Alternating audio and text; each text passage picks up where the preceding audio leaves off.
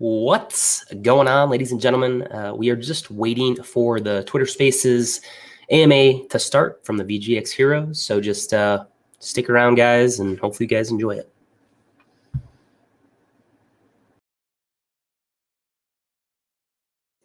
Hello, hello, hello.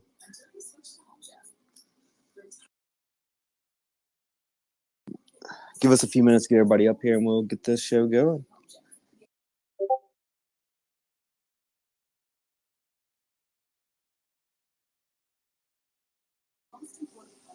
All right.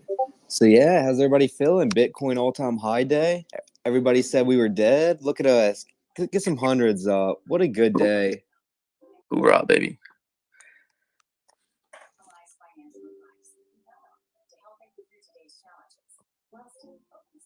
People called us bag holders, said it was over, bull run over. Everybody, we stuck with it, and look where we're at now, baby. We stuck with it. But that boomer coin is boring.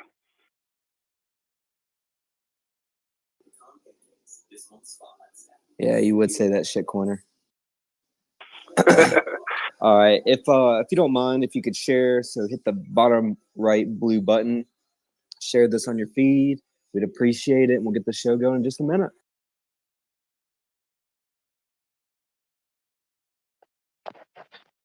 And if anybody's new here, if you could go ahead and give the VGX Heroes page a follow. We've got a Discord as well. The link is in the bio. And if you have any questions regarding, any of that, just feel free to ask. Yeah, definitely stop over there.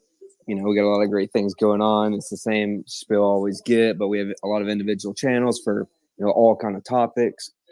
We actually just got a new music channel, and Piggy, you want to go over that real quick?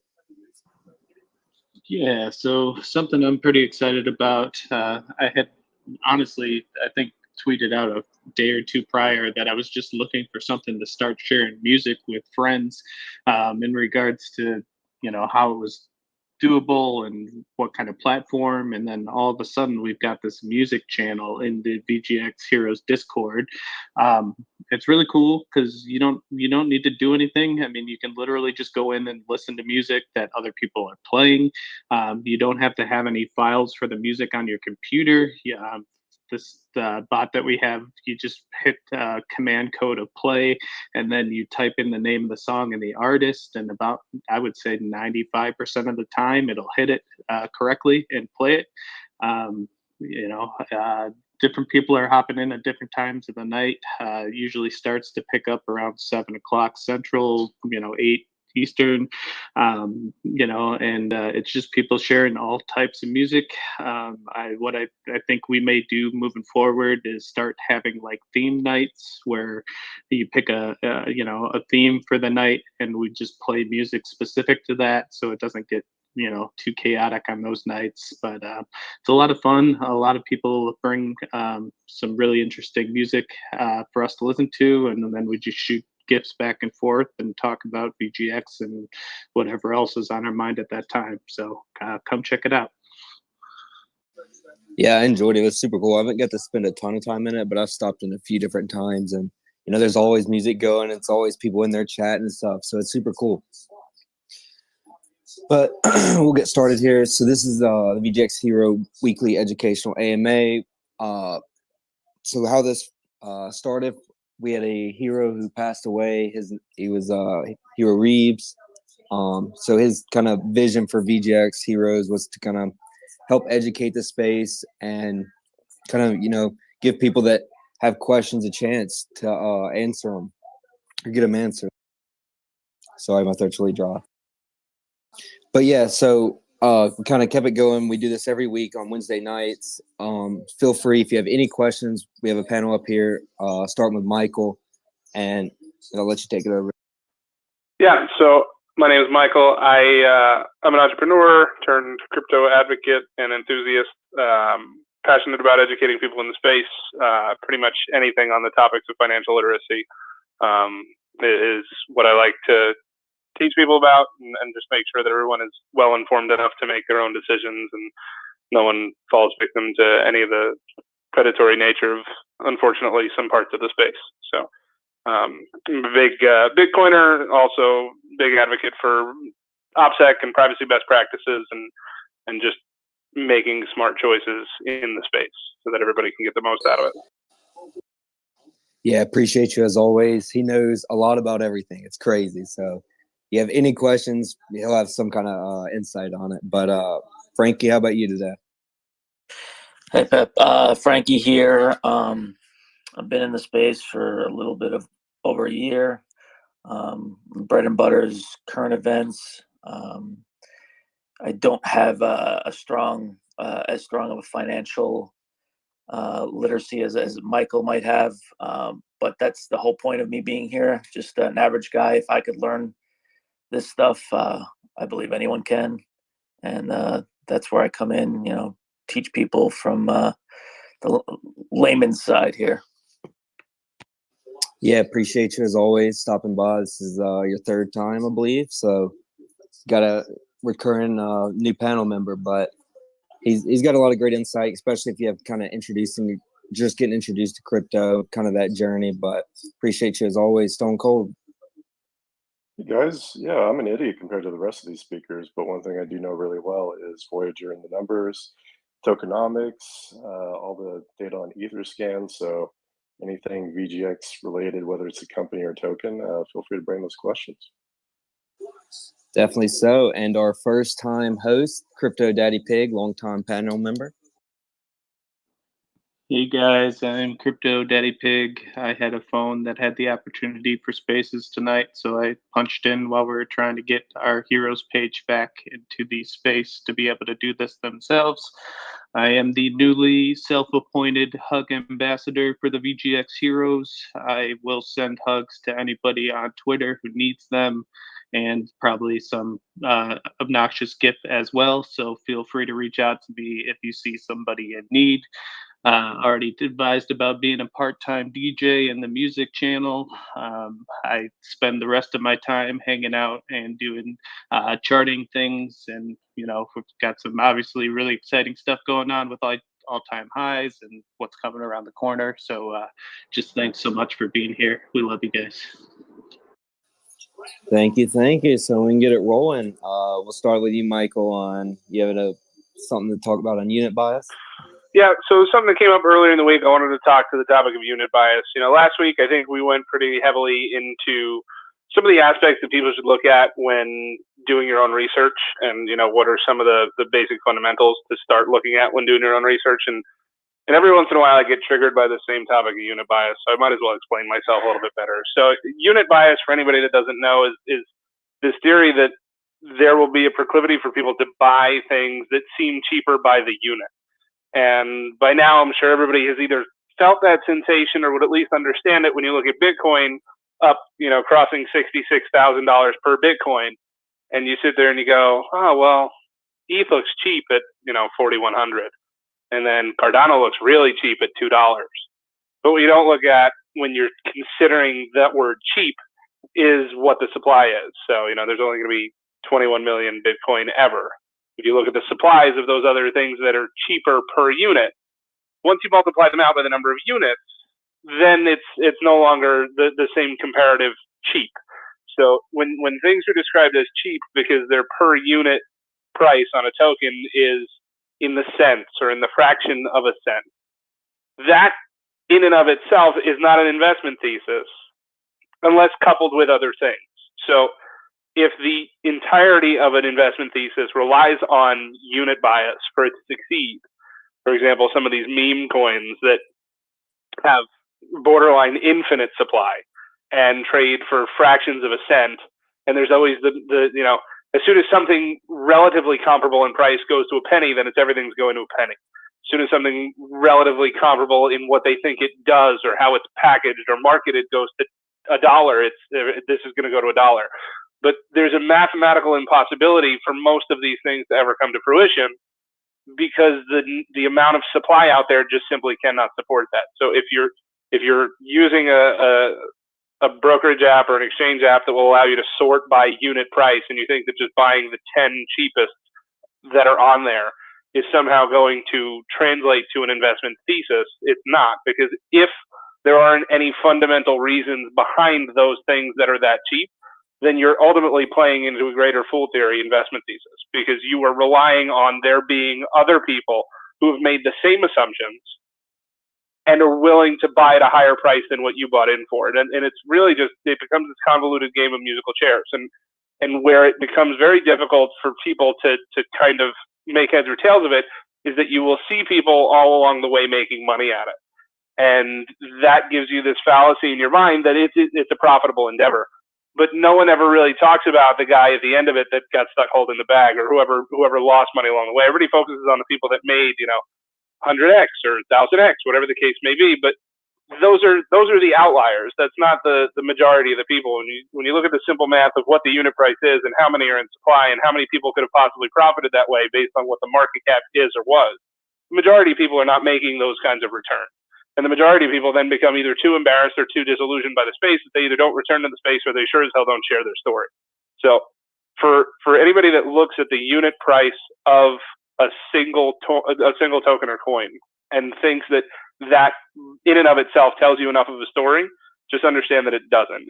There can be a portion of the story. If things are relatively comparable in what they do and how they function and how they operate, and all other things are created equal, and then you have a difference in unit bias where one trades for $10,000 per unit and the other trades for $1,000 per unit or $1 per unit, then maybe you get into the psychology of unit bias to go, oh, well, people will want more of something that costs less per unit because it gives you that psychological feeling of having more of something, and a lot of the same psychology goes into older like equities markets with like splits or reverse splits and things like that, where you'll see even today, this fallacy of unit bias in stock splits, where a stock will split and it'll be a 10-to-1 split and it'll look cheap relative to what it just was, but they also have 10 times the amount of shares outstanding. And in the short term, you'll see a pop because the share price will be cut, by 90%.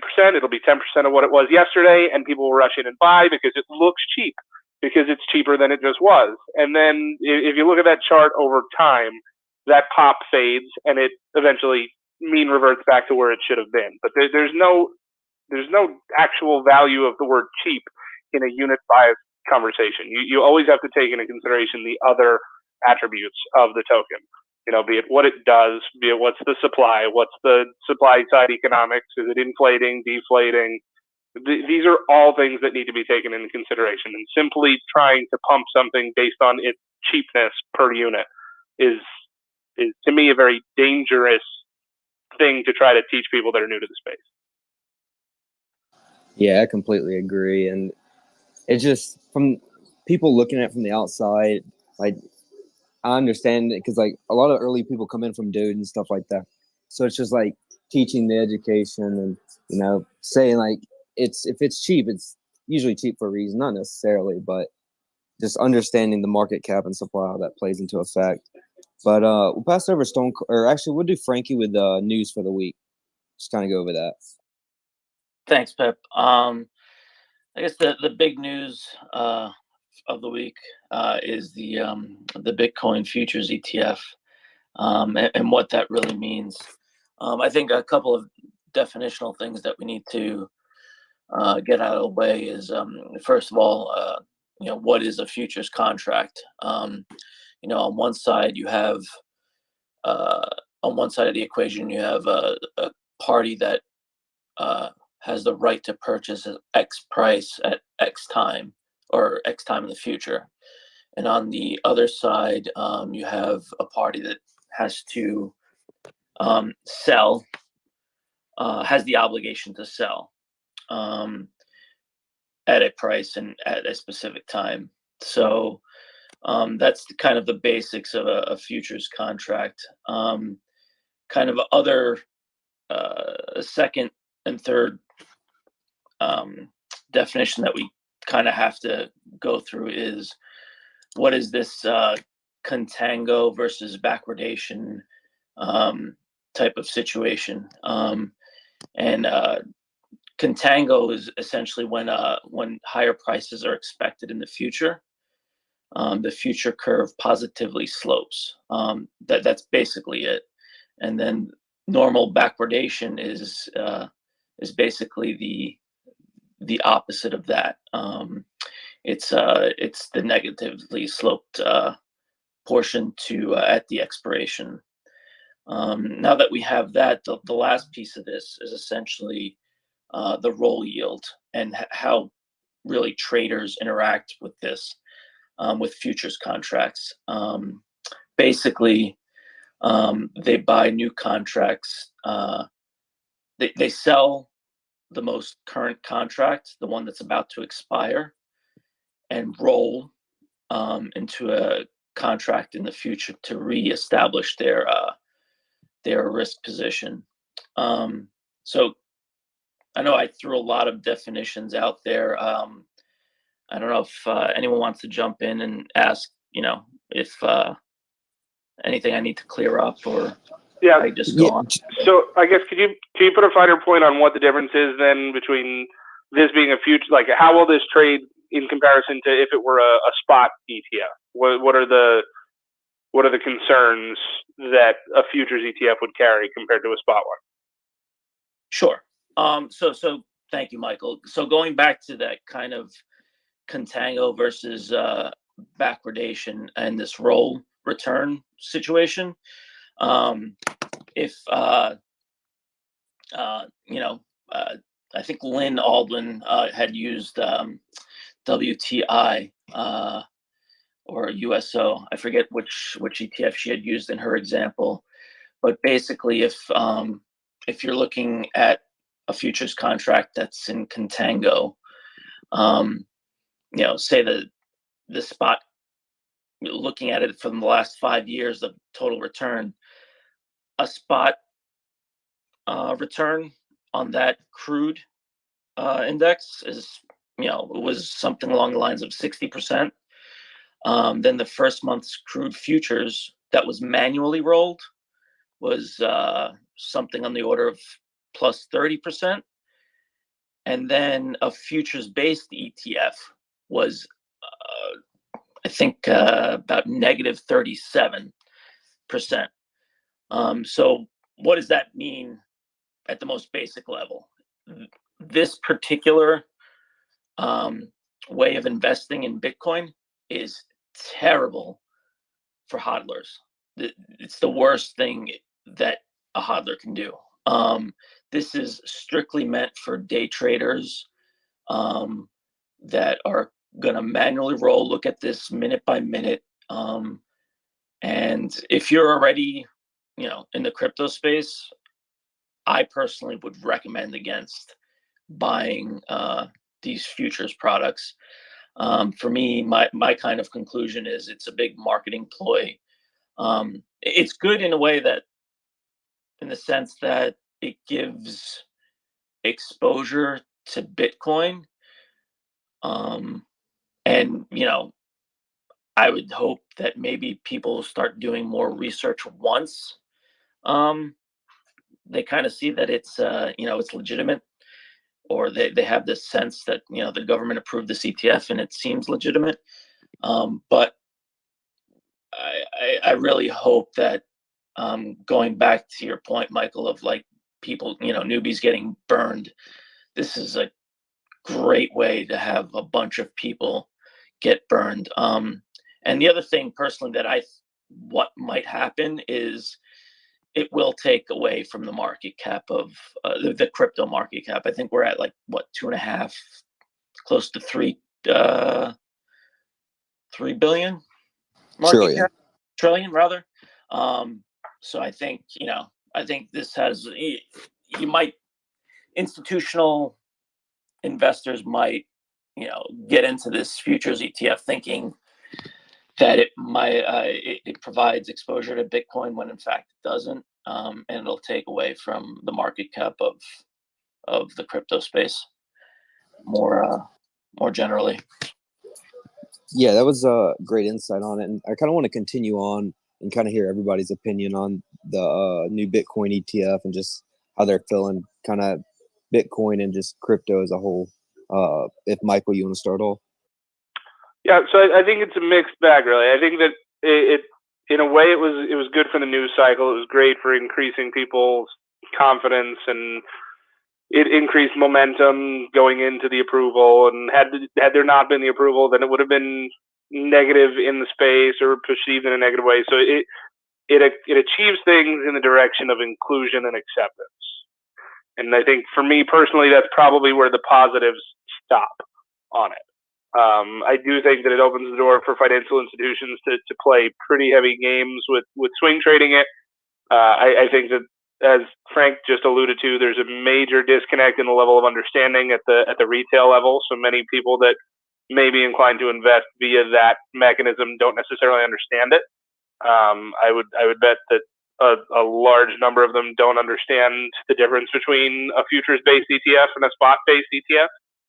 And I thought that was why it was important to speak to it here tonight, because the reason why that they were able to approve the futures-based ETF, yet we still don't have a spot ETF, is because futures product is basically just paper contracts that are already regulated by they're on the CME, they're regulated by the CFTC, and it's all very heavily controlled. There's no actual Bitcoin involved in that process yet. So when you go to a spot ETF, then you'd actually have to have the fund custody Bitcoin, and then you start to get into the depths of the decentralized world that are not necessarily at the mercy of the SEC and not at the mercy of the regulators. And I think that's why there's been that massive hesitation. So I think that Frank's numbers lined up with what I'd heard. I heard that at best case scenario, you should be expecting to get a 30% discounted return via the ETF, as opposed to if you actually held the underlying asset. And it's not really a product for most people unless you're an institution that couldn't otherwise gain exposure, or you somehow have compliance restrictions, or maybe you're trading within an IRA or some type of retirement product where you're not able to access direct custody products.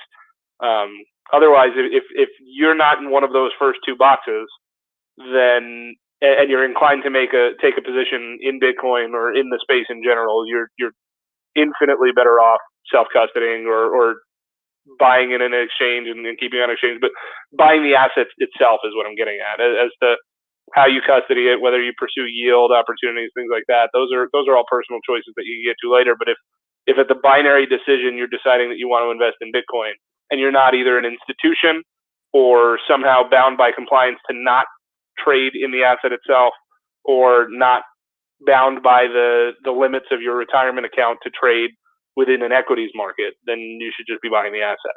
I think that as far as if I were concerned, if I needed to buy an ETF product, I think that I personally still would lean towards GBTC, which is the Grayscale Bitcoin Trust, because they have filed to convert that trust to a spot ETF when the time comes, and it currently trades at a discount to NAV. So it's trading at a discount to the value of the underlying asset that it's based upon. And I will be perfectly honest, I don't know how they're going to square the circle there if things come to fruition and they do turn it into a spot ETF. I don't know how they make that work, because they've sold so much of it now at a discount to NAV. But to me, that's still the more appealing play for those people that have their hands tied and have to play in the equities markets. Otherwise, I would just buy Bitcoin. Yeah, thanks for that. That was going to be a question a little bit later on. Which would you prefer if you had to? But kind of my opinion on the ETF, I'm a little bit more on the bullish side of it, just from, it just further legitimizes Bitcoin. The more markets, the more exposure people can have to it. I mean, short term, it could, result in money coming out, but I think as a whole, it's just more beneficial. And my dad, he's actually a financial advisor for one of the largest financial firms in the U.S. And like he can only have like an equities account or any kind of investment through his company portal or whatever. And I mean, that's same for all his clients, obviously.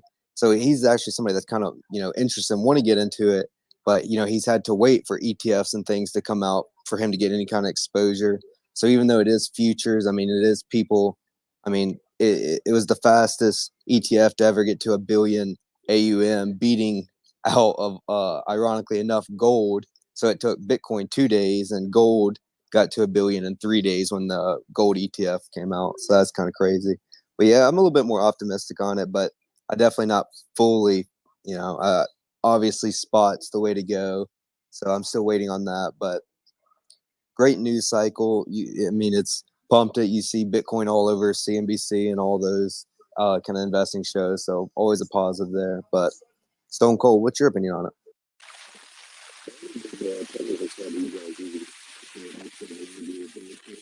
You're kind of breaking up. Is it breaking up for anybody else? Yeah, I think you got a mic problem there, Stone Cold. All right. While we were waiting on him, Ross, you can go ahead.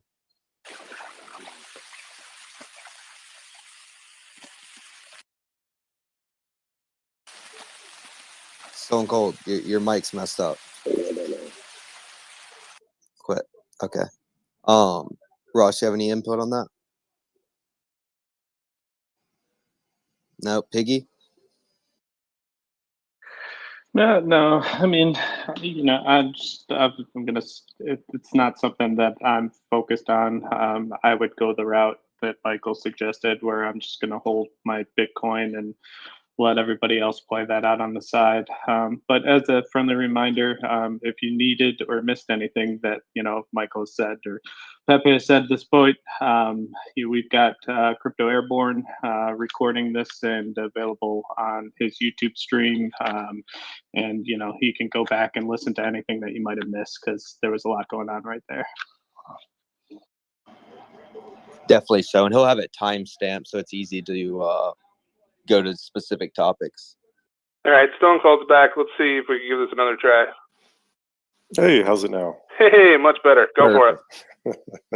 I was going to say, I'll leave the technical talk to you guys. You explain it much better than I do, but I like how, Salome, when we were talking earlier, how you mentioned that CNBC had Bitcoin nonstop, was the all-time high, the ETF launching. And it kind of reminds me of, back in March, we were kind of creating the same atmosphere and environment that really took VGX and Voyager off when we had the incredible user growth. So that's the part I'm really excited about, is the environment that's kind of fostering right now. Yeah, FOMO is a hell of a drug. So every time crypto Twitter's happy, everybody's seeing it. Everybody wants in on it. So definitely good times. Now that you're back, do you want to go over kind of the tokenomics and what you saw from LGO this week? Yeah, so we're kind of scraping the bottom of the barrel to try and get some numbers until we get the end of year and quarterly reports out. So I was looking at the staking transactions. It wasn't too pretty with the unstaking. We actually had over 1 million from October 1st to yesterday, which is a little bit of an uptick. It kind of coincides with the depressed token value and a little selling that's been going on. But one thing that stood out, even with the 1 million that were unstaked, there was still 1 million that was staked. And there were 2 transactions. One was for 550,000 tokens and the other for 650,000 tokens. And both of those tokens were from wallets that had previously been LGO minted tokens turned into VGX 2.0 and had no other transaction history. So, yeah, that was kind of weird to see. We had 2 of those big transactions that really kind of made the unstaking a wash. So, you like to see that number go up. But Michael, I liked your opinion on that earlier, of what you think the reasoning might be, because you have some experience with LGO and the ARB opportunity that was earlier in the year. Yeah, well, the narrative has been that everybody that had LGO swapped it and sold it, and that's what's caused all this price pressure. But I think, we had a conversation prior to the spaces as we were preparing, and, what would be the rationale behind somebody that had LGO swapping, not selling it, and then waiting a month to stake it? And to me, I would think that a possible scenario would be that the person that did that is inclined to sell it, wanted to sell it, but is not willing to sell it at these low prices. So in the interim, while they wait, they would prefer to stake it. So I think that they still might be a sell risk in the future, as would be most people that participated in the ARB, or people that just own VGX in general. Typically, people do own things with the intent of making money on it and then potentially realizing that gain in the future. So I wouldn't necessarily hold it against them for having profit in mind, but to me, the the logic is probably someone that went into the ARB opportunity expecting to sell post swap and then didn't see the price action that they were hoping to be rewarded with. So they've decided to kind of cool off their ambition to sell it, and they're staking it in the meantime. Yeah, no, and that absolutely makes sense. I could definitely see it. But, you know, we'll eventually have our time with Bitcoin at all-time high. It's kind of natural that altcoins and everything else kind of just sits them, lets Bitcoin have its moment in the sun before everything else gets its pump. So, I mean, the numbers will come, and once we start getting quarterlies and start getting, you know, updated numbers where we're at, it's only going to be beneficial and kind of realizing the value for, and not only the token. I know the stock has also been hit hard, but another topic kind of saw this week is people kind of asking about ETH, and like when the ETH 2.0 comes out. So if Michael, you want to touch on that? Yeah, I got a question about this earlier today in the Discord, and I thought it'd be a good topic to carry through to here. So it's a question that I've gotten a lot too outside of this community is, you know, I keep hearing about ETH 2.0. What happens when ETH 2.0 happens? Do I have to change does anything change with my ETH tokens that I have? And just for everybody's understanding, ETH 2.0 is referencing an upgrade to the network. Nothing's going to fundamentally change with the tokens that you may own if you own ETH. So ETH 2.0, I think, is actually technically the Serenity upgrade. But ETH 2.0 is essentially the point at which the network is going to change its consensus method and change its mechanism from proof of work to proof of stake. So some of the stuff under the hood is going to change at that point. They're going to change their validation method of how they derive and determine the truth. And it's no longer going to be a proof of work model that's mined. It's instead going to be a proof of stake model where they essentially believe it's really kind of representative of the current fiat system. It's whoever has the biggest bag makes the rules or tells you what the truth is. And there are some narratives that are very pro proof of stake, especially from the ESG angle that tends to get played. There's also negative angles from people that ignore the fact that it is essentially falling back into a routine of, you know, exactly that. He who has the biggest bag tells you what the truth is, and that's the risk that comes along with it. But neither here nor there on the viability of shifting to proof of stake from proof of work. The short answer is you don't have to do anything with your actual ETH. Your ETH isn't going to change, nor does it need to be changed. It's the under the hood stuff and the consensus mechanism that's going to change behind the scenes. Yeah, and I actually see that a lot. A lot of tokens out there are just reinventing the current system. But I'm interested to see how it plays out and, you know, how it actually, you know, comes out and rolls out and when it even happens, because Vitalik's notorious for delays. Ross, yeah, I see you hopped up here. You have anything to add? Or how you doing today? Can you hear us?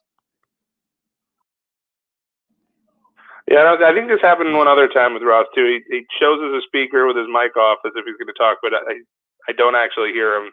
So Ross, if you're trying to talk, hit us up. Okay, I think I'm up now. Yep, we got you now. Yep. Excellent. So what exactly was the question? I'm sorry.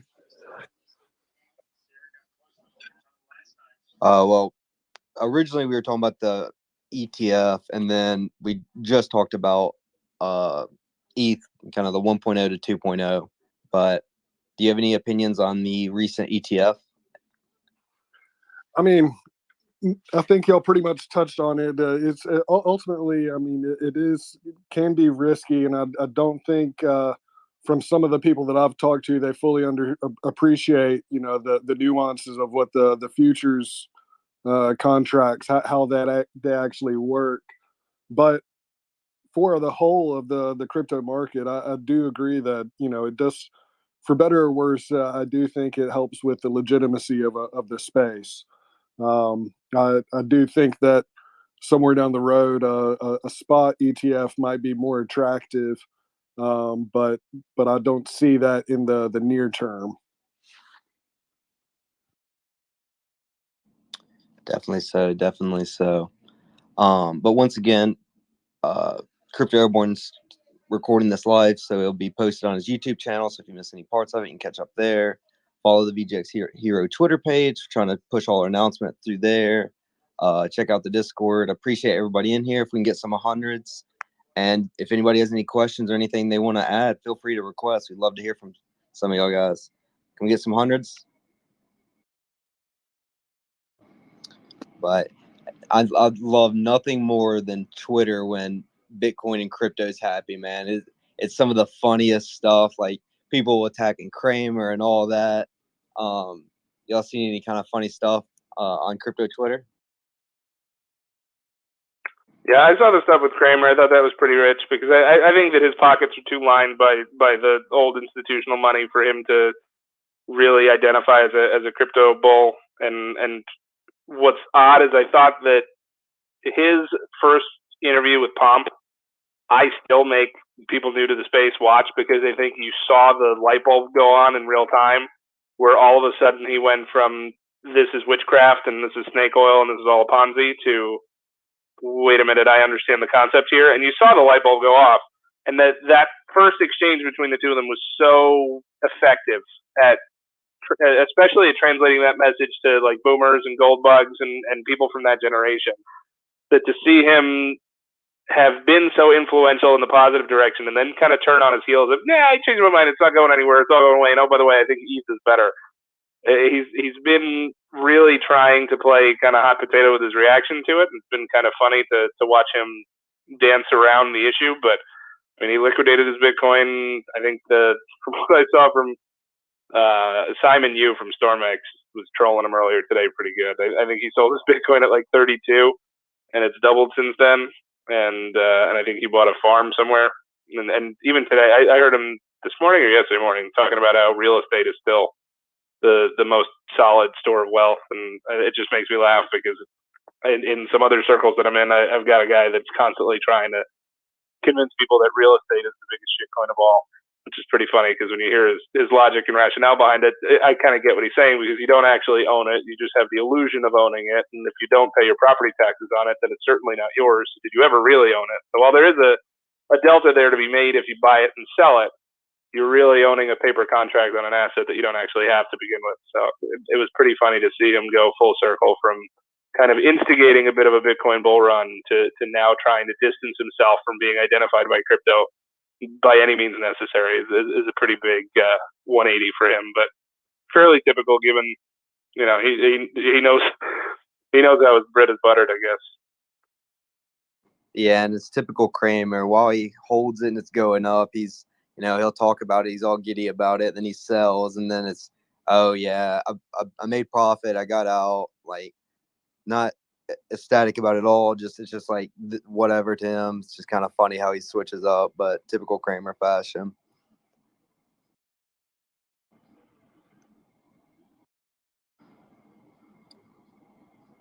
But Frank, you have any other news stories you've seen this week, or anything else you want to touch on?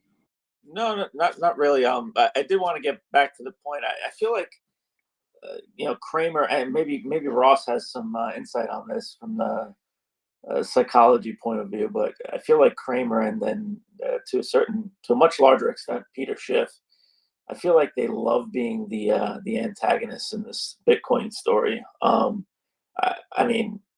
I'd put a decent chunk of money on Peter Schiff having a decent amount of Bitcoin, but and I don't know. Something tells me Kramer plays the same hand of talking out of both sides of his mouth. But it's funny. In a lot of industries, whether we're talking about CEOs or even middle management, trying to work to get ahead.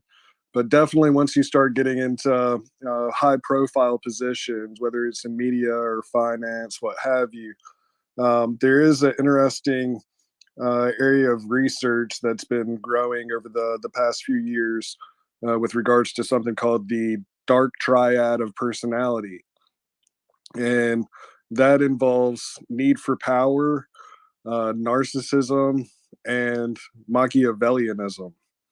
And so those that aren't familiar with the Prince's the Prince by Machiavelli, it's I'm not exactly sure. I'm sure Michael will probably correct me, but probably around 1500s it was written. But it's in regards to power and essentially how to manipulate others.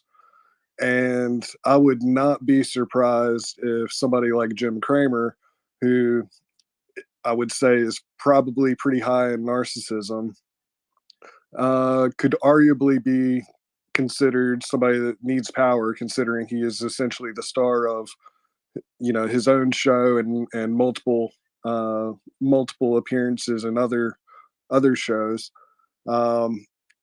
And essentially he's trying to engage the viewers, so of course he's going to have to take extreme views to get the viewership. So there you go with some of the manipulation, the Machiavellianism. So it's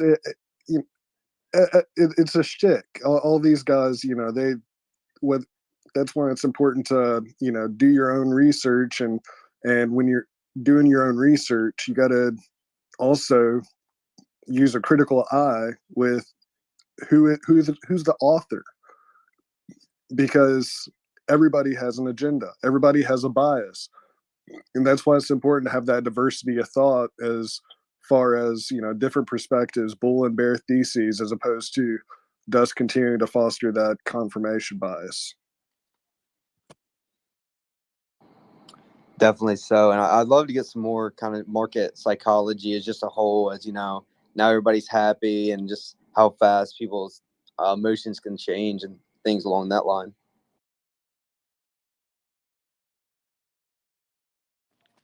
Well, I did touch on this a little bit when I was talking about loss aversion, and it is important to keep in mind, as happy as everybody is, that emotional weight is approximately 5 times less than the emotional weight of any potential losses. And so definitely keep the good times rolling.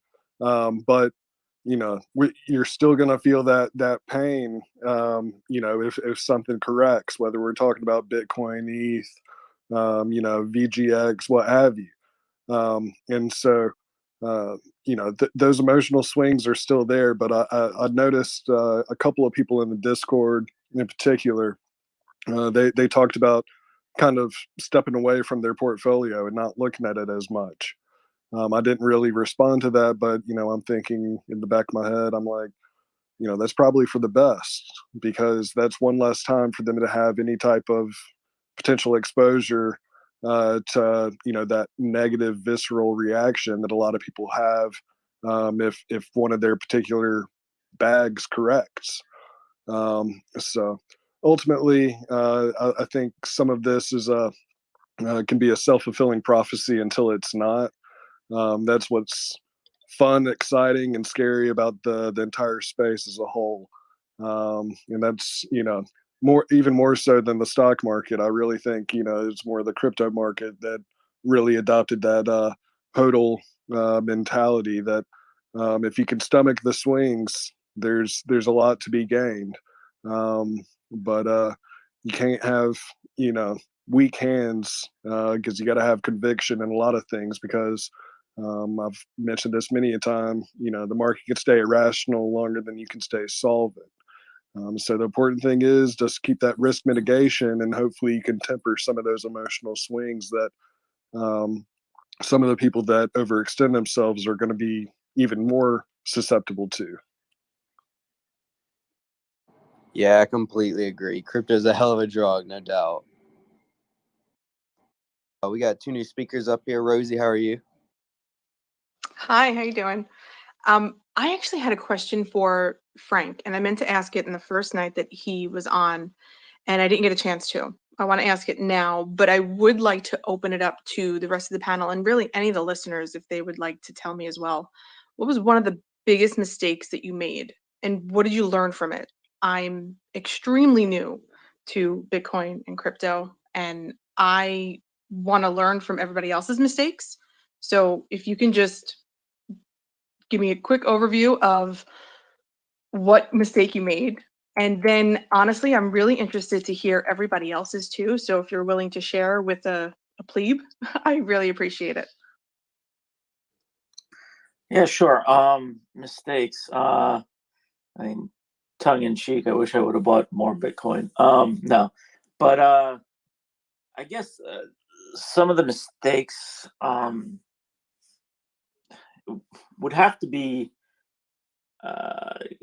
kind of operational mistakes. Not so much losing like the seed phrases or any of that. Well, okay, that actually brings up a good point. So the first time I set up a LastPass, and Michael will get a chuckle out of this because he walked me through it. I accidentally put my seed phrase into a memo portion of my my LastPass, and instantaneously set up a new wallet, because once it's on there, you might as well have given someone your keys. So that's probably the biggest mistake that I've ever done. And if anyone ever wrote their seed phrases on any sort of technology, whether it be computer, screenshot, anything that's connected to the internet, I would tell you right after this, right after you get off the spaces, to just move your bag over to a different wallet, or create a new wallet. But yeah, that was the biggest mistake that I ever made. I'm glad you saved yourself and remembered that, because I was totally ready to dime you out and bring that up. Yeah, I figured. Stone Cold, do you have any? Or Michael, you want to share yours?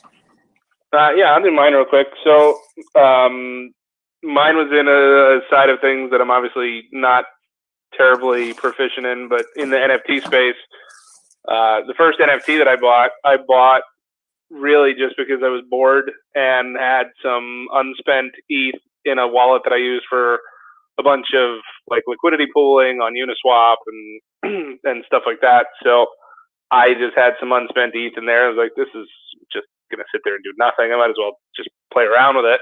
So I bought NFTs with it, and then realized after I had it that, okay, great, now I really can't display or use these NFTs for anything without doxing my entire bag. So I have NFTs that no one will ever see, and I can't display or do anything with because they're stuck in a wallet that would easily dox all of my other ETH transaction history. So I've obviously preached to the contrary on these spaces, and some of the things that I help to teach other people about, I've learned the hard way on myself, and you learn by doing. But there's a pretty stupid unintended consequence of just trying to be playful and screw around with a little unspent game. And now I basically have NFTs that are just going to become relics in my wallet. Such a Bitcoiner response. I love it. I don't really have any specific story. Mine would more so just be when I first got into crypto. If if I was in something and something else started pumping, I would FOMO sell coins for a loss to buy other stuff. But just kind of newcomer things. Not my proudest moment, but Stone Cold, you have any stories? No, it's an easy one. Buying VGX at 17 cents and exiting at 29 cents. I had no excuse me, no idea what I was buying at the time. I didn't know who Steve Ehrlich was. I did zero research. I had no plan, and I'm looking back on that and a little bitter. I didn't really have the mindset that crypto is completely different than your normal equities. You're going to have these giant swings, and I wasn't ready for it. And I got out too soon, and then did my research later on in the game.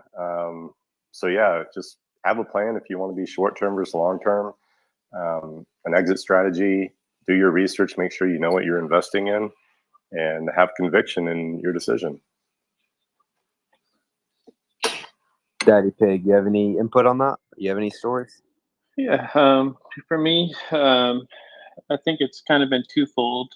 One time I basically had somebody reach out to me and say, "Hey, I really like the look of this thing. It's pumping. Why don't you check it out? Why don't you get into it?" I read into it, the bare minimum, and said, "I like the concept." So I put, a fairly decent sized chunk of change into it. Ended up buying basically the top, and it's been basically a dead coin rug pull since then. So one thing I would advise is, unless you are doing enough research to really understand what you're putting your money into, don't make a rash decision just because the coin's pumping. So kind of the same tune as to what Pepe was saying. The other thing is, I have, since I started investing in crypto, probably run into the situation 2 or 3 times where I ended up being overexposed to one particular asset. And I think at that point in time, that's when I started to get psychologically unwell, if you will, in terms of sentiment in the market and price action. And, obviously we've all had our trials and tribulation with VGX at this point, but this isn't the first time I've been in this rodeo. But it's just really, if you are at the point where you've invested in something and you're checking price action all the time and you are living on a prayer that the price goes up, you probably overexposed yourself to that asset. So I just, I would encourage that, especially for newcomers into the space, that you really take some time. Us as heroes, I say that the first thing that we like to do is encourage people to look into USDC, and that way, you really can't take a loss there, right? You convert it, you watch it grow, and then you can start dipping your toes into, an asset or 2 assets. Don't overexpose yourself, and don't overexpose yourself to one asset, would be my advice. Yeah, I completely agree. I really appreciate everybody giving their input. I think ultimately I'm always hearing do your own research, and I'm waiting to hear this magic site of go there and you can always follow this information. And it turns out, realizing now, you absolutely can't. You have to sift through a large amount of crap and make your own decision by doing your own research. And I think I'm waiting for this golden road to be like, pick this, pick that, pick this, and it's not. So I appreciate the advice as far as having a plan, sticking to it, and having conviction. And I think the more I form my plan on what I want to do, it would help me. But I appreciate it. And really, any of the listeners, if you guys have any little nuggets of gold you can give to a newbie, I would really appreciate it. Yeah, no, I thank got you you, for coming Rosie. up here. I got something. Not on the panel today. First of all, let's get some 100s out to Crypto Daddy Pig for hosting tonight's spaces and saving my butt. I'm off to see my sister and father. It's my sister's birthday. I'm on the road right now, so really excited to do that.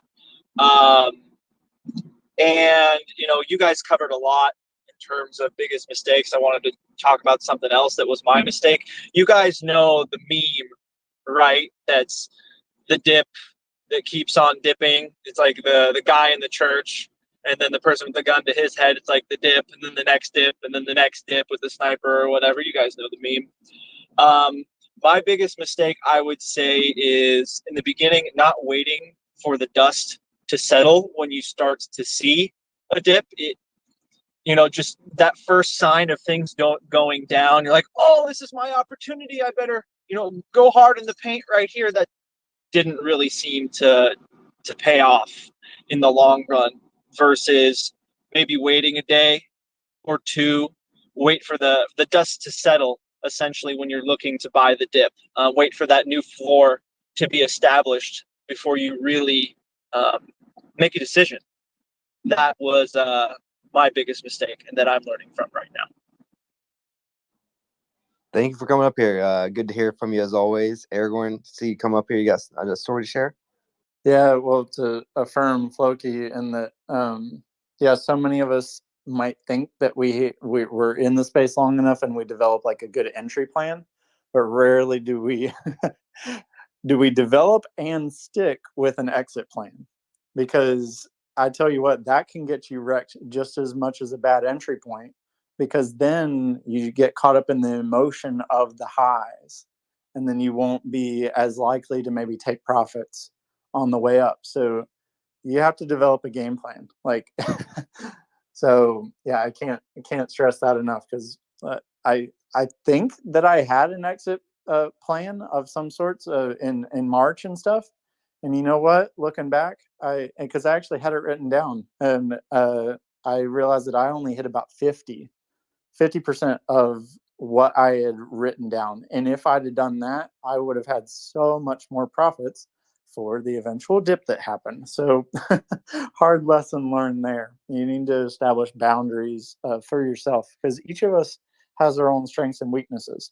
So we need to identify those and have a game plan in place. So yeah, that was to go off of Floki's. I would say mine is, there are some subjects that you can figure out along the way in crypto. But for me, I realized wallet management was not one of those, or should not have been one of those. That should have been one of those that I studied and learned before messing around with it, because then I ended up compromising my seed phrase, which ended up having about 13,000 ADA stolen this year, which at the time encompassed about 1/3 of my total investments. So I learned the hard way that way, very much so. So yeah, if I had any advice for anybody, if you aren't comfortable with wallets, learn it. Don't figure it out along the way, and it'll be all right. Because scams and stuff are only going to get more prevalent, moving forward. It's just that's a given. It will only increase. Hackers will only get more sophisticated, and we need to get smart now before the smart people catch up. So there's that. And I wanted to finish by one question to Frankie, if possible. So Frankie, advice to the crowd on, if you already use an online password manager or things like that, what are things that should be kept or can be kept on, and what are things that, even with it being secure, all those, what are things that you wouldn't put on there? Is that if that's a fair question? I mean, as a password manager, anything can be put there. Maybe Michael can talk to the OPSEC portion of it a little bit better, but we gotta. I think the best way to think about it is attack vectors, right? So basically, what you're doing with putting all your passwords on a LastPass or Bitwarden is you're trusting, I guess, the underlying company's entropy system to keep your stuff secure. But there's, you can also 2FA it, and there's a bunch of different ways to make it even stronger than just putting all your passwords on there. But the one thing like no one should do is again put your seed phrase anywhere. Like again, don't even take a picture with your phone, because it's just anything that touches the internet, I would advise not to put a seed phrase. That's as far as kind of my personal OPSEC goes with regards to what can and can't go on a password manager. But maybe Michael has a kind of a better view on that. The other thing that I would say, Rosie, I think you mentioned, sometimes it's hard to know where to start and get information. One YouTuber that I've been really impressed with his content, and he doesn't have that many followers, is Ian Major. He explains everything really, really well. And unless it's a tutorial on something, his videos are, I'd say, under half an hour. But you know, you did mention, you know, it's kind of hard to sift through stuff. He does a great job on just, you know, going through everything. It's more Bitcoin related, I will tell you that, but he does a great job of explaining wallets and kind of different crypto economics and what have you. If you're going more into the alt space, Hashtoshi is another great YouTuber that explains the projects really well. So that's my 2 cents on that. Yeah, Michael, if you want to kind of touch on OPSEC a little while we're at it. Yeah, so I'll try to keep it brief and understandable. So you got a couple things to consider. There's always the like three-legged approach to everything security-wise, and you're never going to check all three boxes. So when you go with something like a password manager, you're going to compromise some of the effectiveness of your OPSEC for the convenience of using the password manager. So it's convenient to consolidate all your passwords behind this one encrypted mechanism for remembering them and then distributing them to each thing that you interact with on your device. So that convenience comes at a trade-off. So when we talk about entropy, you know, what are the risks of your password manager? If you're using LastPass, you're trusting a third-party server. If you're using Bitwarden, you're trusting the it's open source, but you're trusting the reliability of the code and the fact that no one can actually access what you've put into it. But you're still ultimately trusting your device. So as far as why seed phrases would never go on, you would never want to trust your device to not be compromised or anywhere in between, like especially on LastPass where it has to go to and from a third-party server.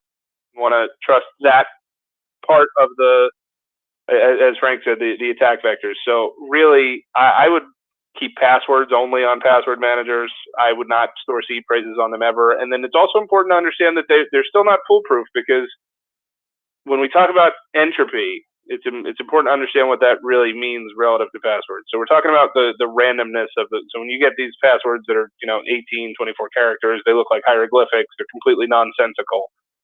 They're only nonsensical to us, but ultimately randomness is something that's been pretty impossible for machines to generate. They can generate things that give you the appearance of randomness, but ultimately there was something formulaic that generated that fake random, right?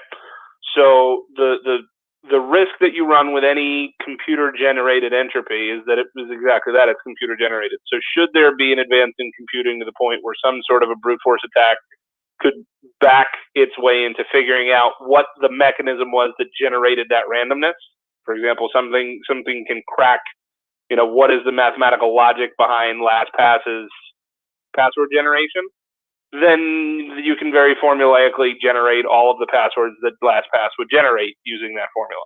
So it's not perfect. You're just trading off that minuscule likelihood of that happening for the convenience of the product or service that you're using. If you really wanted to just dial in on pure natural randomness, then you'd be sitting there with a dice and a sheet of paper. You'd have a 16-character die and a sheet of paper. You'd be rolling your own passwords in hexadecimal, outputs. That's the complete extreme.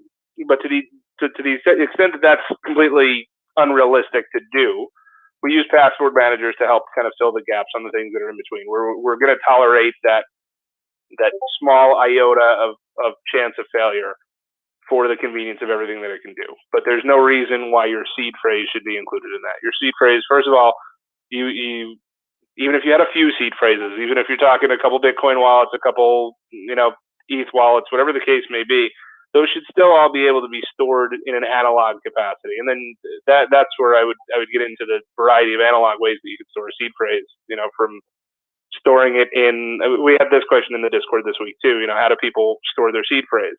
If you're dead set on doing it in like a written way, then you can get what are called stone books. And stone books are waterproof and fairly rugged. They were designed for chefs to use in kitchens so that when they would write recipes down, no matter what the kitchen would throw at them, the books would survive and the recipes would survive. So they're very resilient in that capacity, but they're still not fireproof. So anything that's going to involve pen and paper is still going to be vulnerable to ultimately a catastrophic fire in the location where it's stored. So the option that I gravitate towards is steel, or particularly stainless steel, with an imprint in it, because then it is impervious to fire, flood, corrosion, and what have you. So there's a number of prepackaged solutions out there that you can buy, but it starts to get costly, especially if you have multiple seeds that you're trying to store, because they tend to sell for like $100 or $200 a piece for these little contraptions that people make. But there's a very self-serve option of just getting a die set and a punch set from like a local hardware store. Harbor Freight has them, I think, for like $9.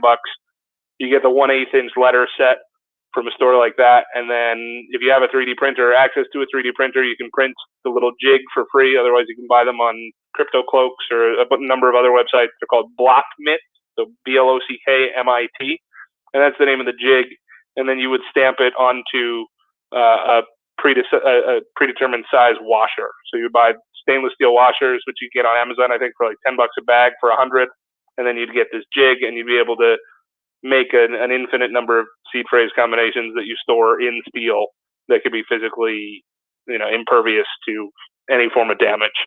And then you're really just protecting that one physical item from theft. So provided you can secure the location of that one item better than you can guarantee the security of your device and everything that it talks to, and LastPass or Bitwarden and everything that they talk to. It's much easier to secure, one little stack of metal washers. Yeah, that's super interesting. I had never thought of that before you mentioned that even last week. But Aldo, you've been up here for a little bit. You have anything to add or any questions or anything? Yeah. Yeah. Thanks to the panel. Thanks to all the listeners. Yeah, I want to address Rosie's question first. The biggest mistake that I've made in crypto has to do with this entire line of conversation that we're talking about now, which is securing your stuff, and also with mobile devices. Specifically, what happens when your cell phone breaks, or you have an issue with your cell phone, and if you trade on your cell phone using Voyager or other mobile applications, and you're using 2FA and Google Authenticator and Authy, and how do you deal with that? So this happened to me where I was abroad and my phone had been cracked, but it was still, I was using like Face ID plus like some other some stuff, and then it just stopped working and I couldn't get into my stuff, and I go, okay, so I go get the phone replaced, and when I get back home, and lo and behold, hey, I was not able to get into any of my Celsius account or my Voyager account because of the 2FA. When I re-downloaded the 2FA, it didn't, or Google Authenticator and other stuff, it wasn't working. So I had to go through an entire process. So I learned that you can actually have them port over your original I guess Google Authenticator and Authy, so that all that stuff is when they transfer, when they basically wipe your phone and transfer everything to your new phone, they can actually do that. I'd be interested in hearing other people's thoughts on that. But yeah, it was a huge pain trying to get back into my accounts on that. Now, my actual question for the panel and for all listeners was actually exit strategies, and I wanted to discuss exit strategies and what does everyone what do you guys think about how do you what are your strategies for exiting the market at the end of this bull run?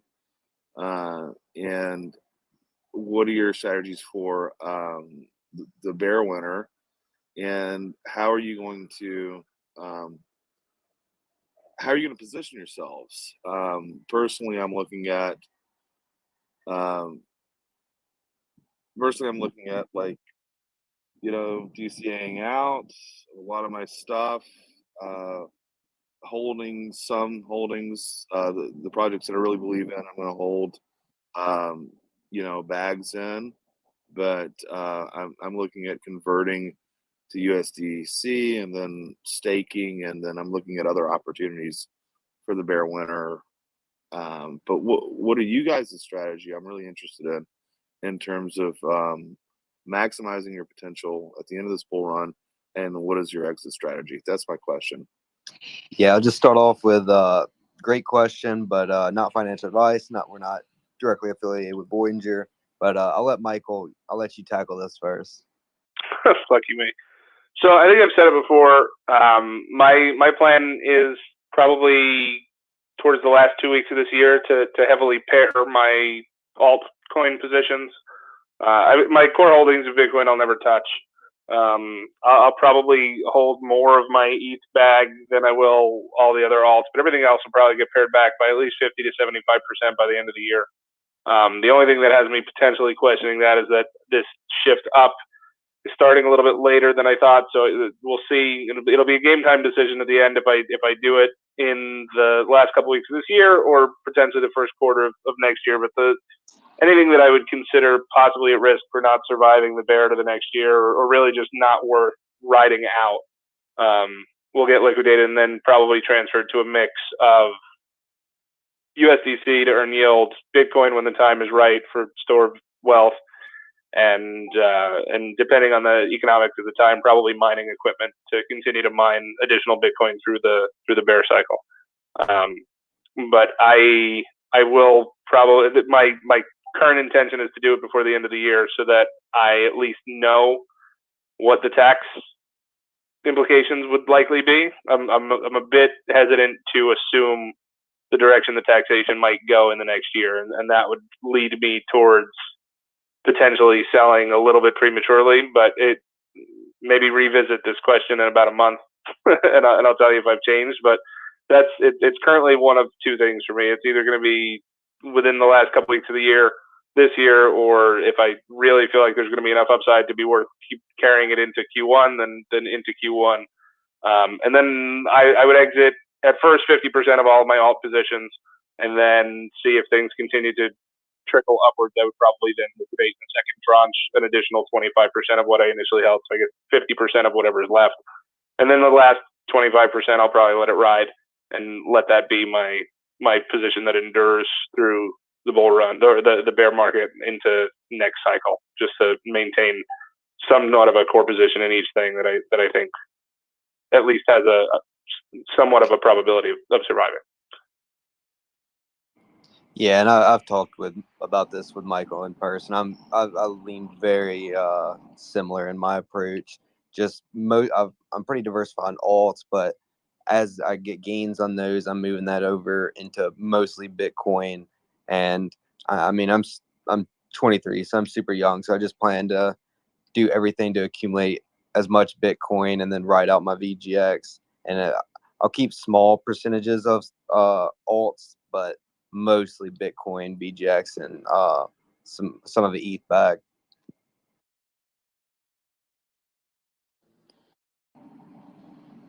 I would say my strategy mostly is I have 10% in like micro caps and stuff, so that's the only part that I'm going to completely cash out in, just to basically refill my buy the dip bag or whatever, which was completely exhausted this summer.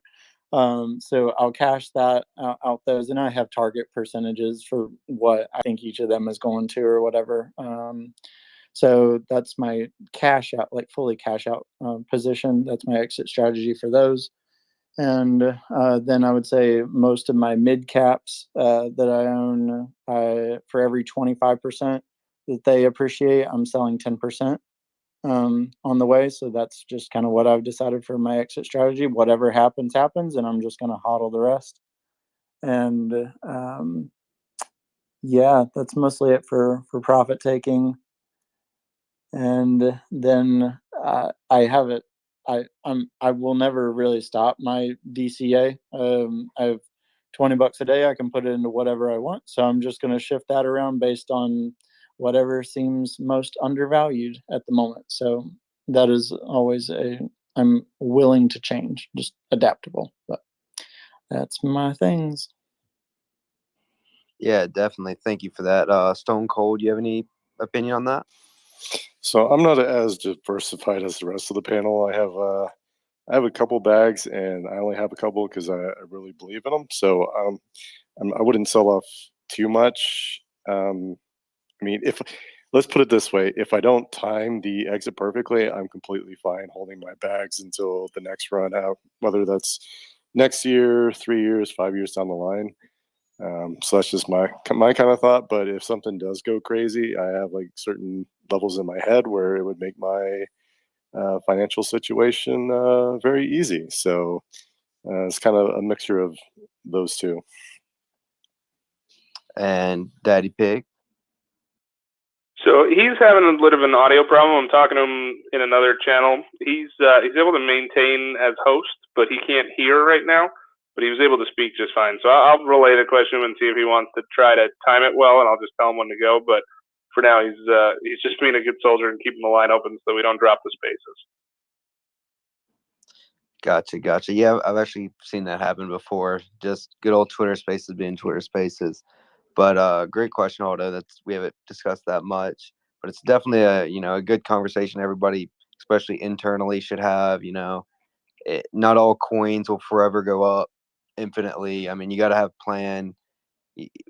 We're all believers in crypto, but you may be up a lot, but you don't actually have that money till you sell something. So just don't over leverage, and then we have a crash, and then you be that guy that was like, I was rich, now I have nothing. So just always keep that in mind. Michael, you have any topics you want to cover tonight? I'm trying to connect with Piggy right now. Come back to me on that in a sec. Sounds good. About covered all the information I had planned, but Frankie, I want to touch more on kind of getting in the beginner's journey. I know we touched on this a little last week, but if you want to kind of get into, well, you talked on your favorite YouTubers, but just kind of things you can do, especially early on researching. Yeah, sure. I mean, listen, I think there's a bunch of different guys and girls that I listen to. For me personally, what really helped me understand stuff, I don't know if I said this last week or the week before, is kind of understanding the inner workings of the underlying, whether it be the underlying project or if it's the wallet technology. How do wallets really work? That was kind of an aha moment for me.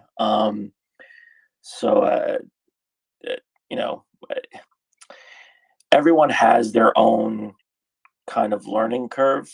One of the things for me is, Michael and I are, outside of this, are pretty good friends, and just trying to keep up with him, keeps me honest, to tell you the truth. I have him to thank for a lot of my own education, because he'll run something by me. I think I'll know it really well, and then he'll run something else by me, and then I'm like, oh shit, here's another 5 hours of my life that I need to spend outside of 3 kids and a job. That's really it. I mean, I can put a list together of YouTubers that I really listen to, and I think are, at least for me, easy to. They do a good job of explaining difficult topics at a very basic level. I think you hit on a topic though that's worth diving a little bit deeper into though, because I think that at the entry level, trying to explain this space to someone, there is nothing more frustrating than the ambiguity of the term wallet and how that one word has been so inconsistently used from the beginning of the space until now. So it's incredibly hard for new people to grasp what the concept of a wallet is when the same word wallet is used for an address on the Bitcoin network, or a MetaMask wallet, a hot wallet, a cold storage device where the device is the wallet, but the device, a cold storage wallet isn't actually the wallet. You're not storing your Bitcoin on that device. That's just the guardian to the seed phrase for your wallet. Or is your wallet your account balance on your custodial brokerage account?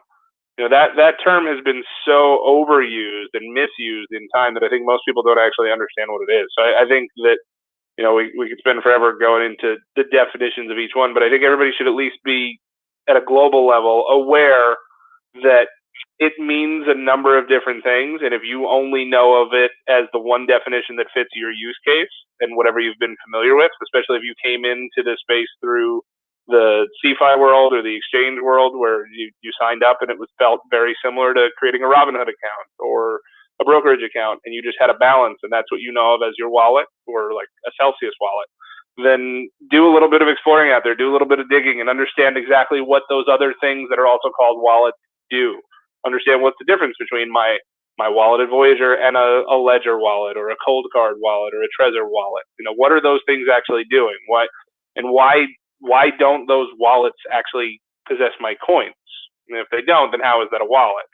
These are things that I find that confuse people consistently along the way, and it doesn't do them any favors that the term is so ambiguously used and so inconsistently used. It's an incredibly confusing topic for people to grasp along the way. So I find that the first step in that is getting people to even understand that there's an aspect of wallets that they don't understand, and then getting them to kind of just go digging and try to figure out those things, because everybody kind of connects those dots differently. So I wouldn't want to just drum on endlessly about it and have it connect differently for different people. But if you're in one of those camps of people that only understand wallet in the context that you think you know it, then just do a little searching online for some of the other things, some of the other use cases that I mentioned, and understand what it means in other areas of the space.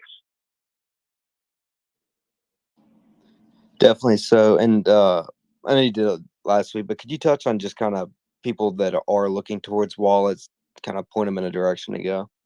Yeah, so I would say not all wallets are created equal. I would say that if you are a Bitcoiner only and you're only trying to secure Bitcoin in a cold storage capacity, there is nothing better than a cold card made by CoinKite. So it is Bitcoin only, Bitcoin centric, open source, and incorruptible to compared to anything else out there. If you are looking for something that is more versatile to be able to store a number of different coins on a number of different chains, then you pretty much end up in either the Ledger or the Trezor camp.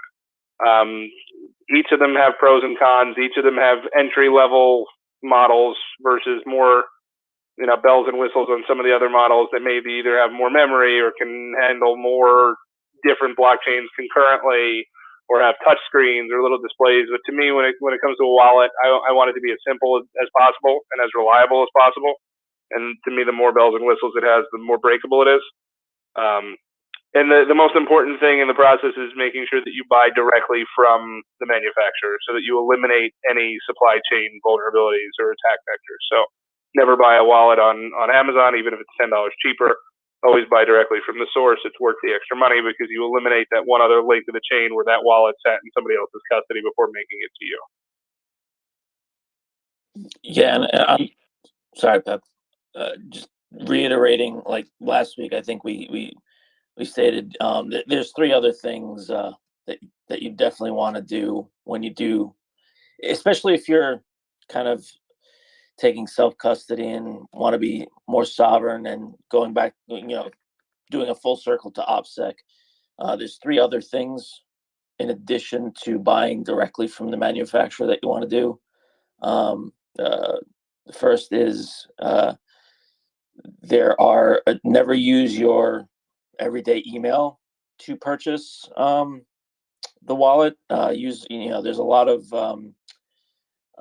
email services where they hand you a pseudonym that kind of flows it right to your personal email, but you can use that. You can make an alias to put it on whatever form you need to fill it out. The second thing would be have it sent to. The second thing would be buy it on a prepaid debit card. Never use your American Express or Visa or what have you. It's just you want to keep yourself, especially with the scare that we had earlier this year with the regulatory environment, and whether these companies that are selling the hardware wallets, whether they're going to be obligated to give your information to the government, etc. So that's why you would have you use it through a prepaid card. And then the third thing would be not to send it to your home address. Either send it to business, a friend, family member. It also goes back to kind of sovereignty and disclosing yourself on that front. Yeah, all great information. We're gonna go ahead and look to wrap it up here in the next few minutes. Kind of other stuff going on. Just gonna have a little shorter week this week, but appreciate everybody stopping by. As always, it's recorded and will be on Crypto Airborne stream. Follow the VGX Hero Twitter page. We appreciate everybody stopping in, but kind of wrap it up. Give some final thoughts. If anybody on the panel has anything, Michael, you have anything? Yeah, I think that just food for thought. I think we could get into this a little bit more on a future week, but trying to play off what Frank was just saying as far as maintaining your privacy and anonymity. There's a misconception that the hesitation for KYC or the desire for anonymity can only be for nefarious reasons, and I think that that's a gross miscalculation, and it plays into the narrative that crypto only exists for tax evasion and criminals, and that's not at all the case. So I think that on a future week we should dive into that a little bit deeper and explore what are the reasons why KYC is in ways an overreach, and what are the vulnerabilities that are created by participating in that and engaging in that entirely. There are benefits to non-KYC outside of nefarious reasons. So I think that most people mistake that for only being an avenue for criminals and tax evaders, and that's not at all the case. Thank you, as always. Appreciate you sharing your time with us, as always, being up here. Aragorn, you have any final thoughts or anything you want to add?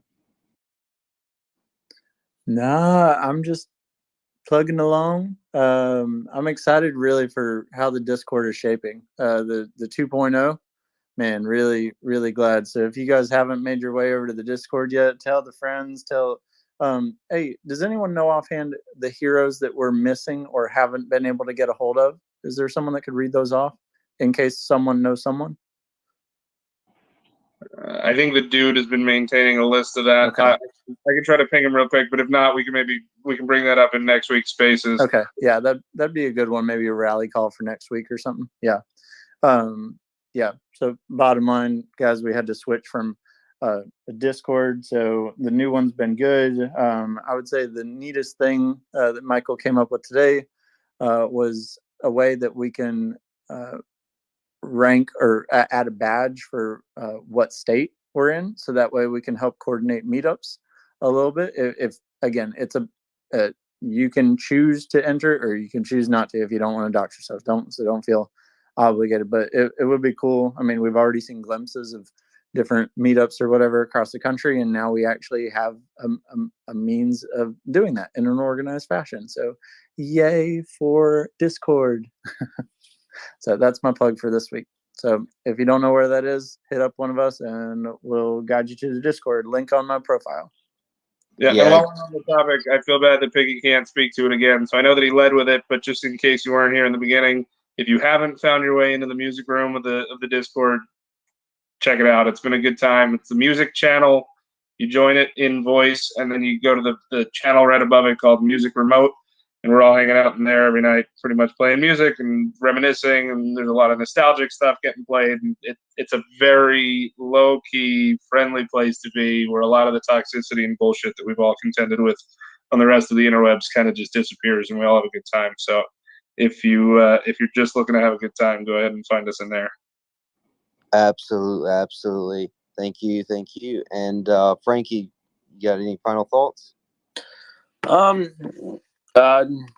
No final thoughts. I think I will. I'll try to add kind of a list of YouTubers in Discord, and maybe I'll send it over to you guys to tag it. I know you guys have a decent following on Twitter, so I'll come up with a list of who I think are people that I like following, and that disseminate information really well, complex subjects really well. So yeah, that's all I have. Other than that, thank you for having me as a host, a speaker this week. Appreciate you as always, and wrap it up with the host, Crypto Daddy Pig. He's still stuck in silence. I tried, but he said I forgot. if anybody had any questions for him on his exit strategy, to feel free to DM him directly. But it was too awkward of a handoff to try to set him up and get him to speak to a silent response. So he'll be on the next one though.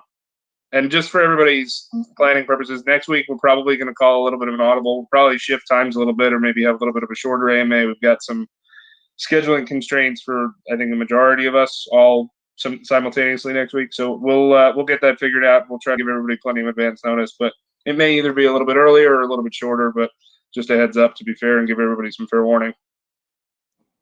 All right. Thank you, everybody that stopped in. We appreciate you as always. Once again, if you missed anything, check out Crypto Airborne's YouTube. Everybody have a great weekend, or rest of the week, then weekend. Getting ahead of myself, but see you. See you guys.